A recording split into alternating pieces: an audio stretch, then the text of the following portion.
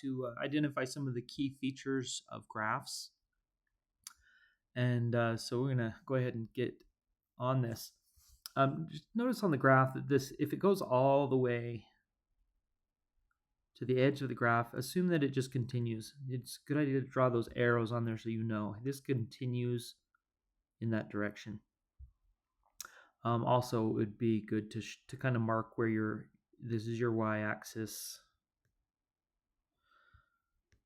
This is your x-axis, and then your y in the negative direction is down here. And so domain.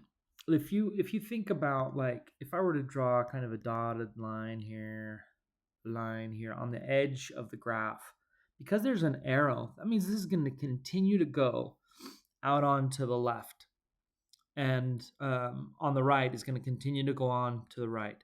And so how far will this continue to go? All the way to negative infinity. And on the right, all the way to positive infinity. And what this means, these are the x values. The domain are the x values. And so this goes all the way to the left, and it goes all the way to the right. That doesn't always happen, but it's, in this case, it is the case. Now, the range are the y values. And so now I'm thinking, well, how low does this go? And how high does it go? And so just kind of draw those lines up there. On the bottom, I see that it goes down 1, 2, 3, 4 units. And it's going down, so that's -4. That's the lowest. And remember that in interval notation, you're always going from the least to the greatest values. And so with x values, no problem. The left is to the left, and the least is to the left, and the right is to the greatest. That's just how it works kind of naturally, but it can be a little confusing with the range since they're y values. The bottommost is least, and it goes on the left, and the highest point is on the right, so it goes the one that's on the top. So the range here goes down as low as this point, and it's a good idea also to draw that point, maybe even label it. Hey, this is the point 1, -4. And since we're talking about y values, it goes down to -4. And drawing that dot helps us to realize that this can be equal to -4. And so in interval notation, to show that it can be equal, you use a bracket. That's -4. -4 is included. And then on the top, there are arrows up here. There are arrows up here. So there's no place where this stops. Looks like it stops there. It doesn't. It continues on up. And that's why it's a good idea to draw those arrows so you know this continues up. How high up does it go? Up towards positive infinity. So you always use parentheses at positive or at negative infinity. So that's domain and range. The direction of opening, I think I use this to help me remember just a quick visual aid. Up, it looks like this little parabola, that opens up. If it's reverse of that, it opens down. This one obviously opens up. X-intercepts are they're the points where it crosses the x-axis, and so you're going to need to list these as ordered pairs. There is one point, and there is the other point. I'll label it both on the graph as well as putting it in the answers. So this is the point -1, 0, and this point over here is the point, let's see, 1, 2, 3, 3, 0. So your x-intercepts are -1, 0, and 3, 0. If they had asked us for the zeros, and we're not going to ask for this test, but if they had asked us for the zeros, like you're going to see on the homework, the zeros are just the x values. So it would just be -1 and 3. And you'll sometimes see that as x equals -1 or 3. They're just the x values where y equals 0. So very related, but just a little bit different. Y-intercept is where this crosses the y-axis. Looks like it goes down 1, 2, 3. So this is 0 in x, but down 3 in y. So that's -3. Our y-intercept is the point 0, -3. Our vertex is the lowest point, and we already have labeled it. And since I've got it highlighted here in green, we'll just stick with that. That's the vertex. It's either the lowest point or the highest point, depending on whether it opens up or down. You can consider that it's a maximum or a minimum. And so the vertex is the point 1, -4. Because you can't go any further down. That's as low as it goes. And while you're on the graph, no point on the graph is lower than that point at 1, -4. Okay, the axis of symmetry is an invisible line. We're going to draw it in that cuts the parabola in half, and it has symmetry about that line, which means that every point has a point that's mirrored or reflected through that point. So it's the same as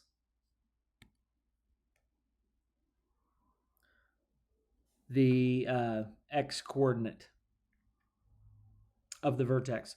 And it's always an equation. So it's x equals, in this case, 1.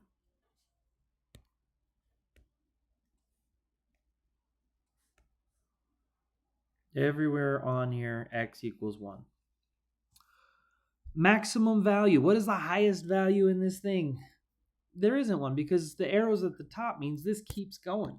So maximum value, you could say NA, that's not applicable. You could just write none. You might write DNE, that does not exist. And so there is no maximum value. Even if you were to write, hey, it goes up to positive infinity, that's fine. But remember that infinity is not a value. It's a direction. It's not a number. It can't be equal to infinity. Minimum value. What's the lowest that this goes? Now, here it does have a minimum. And the minimum goes down to, and you can write this in two ways. You could write either the vertex, which is 1, -4. Or if you're talking about the value of a function, we're talking about y. So you could also just say y equals -4. So either or of those would be fine. On the test, it might say maximum / minimum. So whatever it is, this one you would circle minimum, cross out the maximum, and then put either of these two options here. Now, the end behavior tells us what's happening on the end. X approaches negative infinity is just saying, hey, what's happening on the left of this thing? And so I'm going to use green here. If I'm going to the left, what is y doing? It's going up. So up for y is towards positive infinity. So on the left, y goes up, and the way to say that would just be positive infinity. Now on the right, I can show that as I move to the right, y goes up. So on that side, that's also up to positive infinity. Y goes up on both sides. And with parabolas, you're either going to get that they both go up or that they both go down if it opens down. All right, increasing interval. As you move from left to right, I'm going to use blue for increasing. As you move from left to right on this,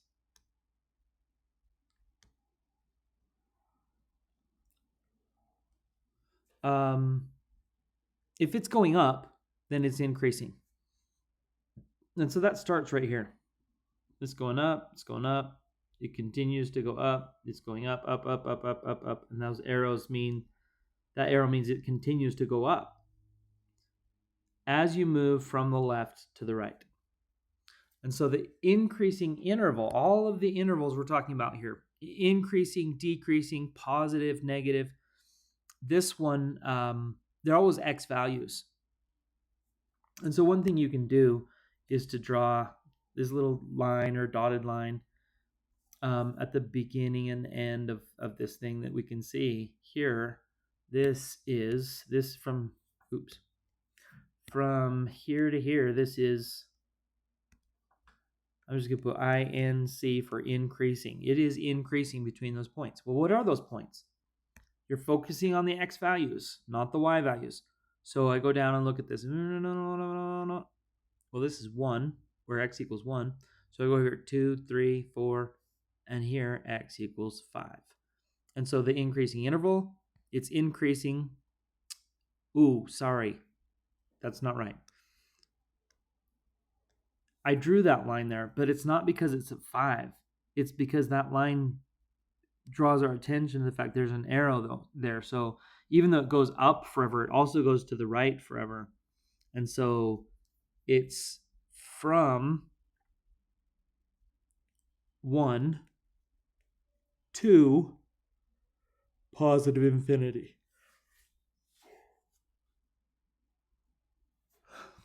Decreasing interval, I'm going to use red. The decreasing interval, as you move from left to right, what's Y doing? Well, as I move down here, it's going down, so that's why this is decreasing. And it's decreasing, decreasing, decreasing. It's going down, down, down, down, until it gets to that point, the vertex, and it switches from going down to going up. It switches from decreasing to increasing. So again, on the left over here, that's negative infinity. It continues towards negative infinity. And on the right, it goes to 0.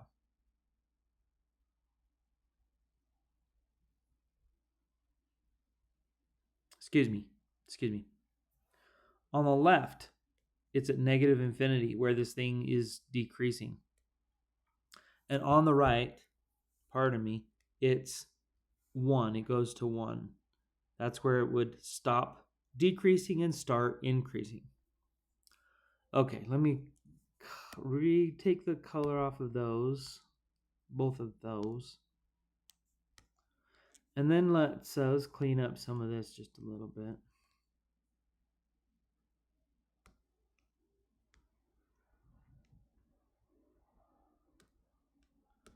All right. So the question then is, what about positive? Where is this thing positive? Since I've used blue and red, let's use yellow for positive. And it's positive wherever Y is positive. That's where Y is above the x-axis. So this is positive here, but it's also positive over here. And it would be negative. I'm going to use green for that, for no particular reason. Green for interval, or for negative, it's negative just opposite of where it's positive, below the x-axis. And I'm going to do the same thing that we did over here, just draw the lines. So there's a line there, down here, and right here, and right here. I'm going to erase that increasing spot there. And just make note of what the values are. Well, out here on the left, it's going to continue on towards negative infinity. It doesn't stop there. It's just to kind of show, hey, it's got an arrow on the left, so it continues to the left. Likewise, over here, has an arrow towards the right. It's going to continue to the right towards positive infinity. This value here, x equals 3, and this value here, x equals negative 1. Oh, excuse me. So one more time here, I'm going to just put a little green here to show, just like I put the green up here. I'm just bringing it down so we can see where is this negative, where is this positive, and it's positive here it's also positive over here. So that's positive, negative, and over here positive again. So on the left, and you just always start on the left side and move over this way as you're listing out the intervals. And so on the left, it goes from negative infinity up until you get to -1. But then it also is positive starting at 3 and continuing to positive infinity. And because these are two sets, we join them with the symbol of union. It's just this big U. And that's what that is. It's those two sets joined together through a union. Now, negative interval. We've already colored that in green, and we already have the values. Excuse me. -1 on the one side and 3 on the other. So this is from -1 to 3. And that's the interval where this has a negative interval. All right. Study hard. You guys got this. Have a good day.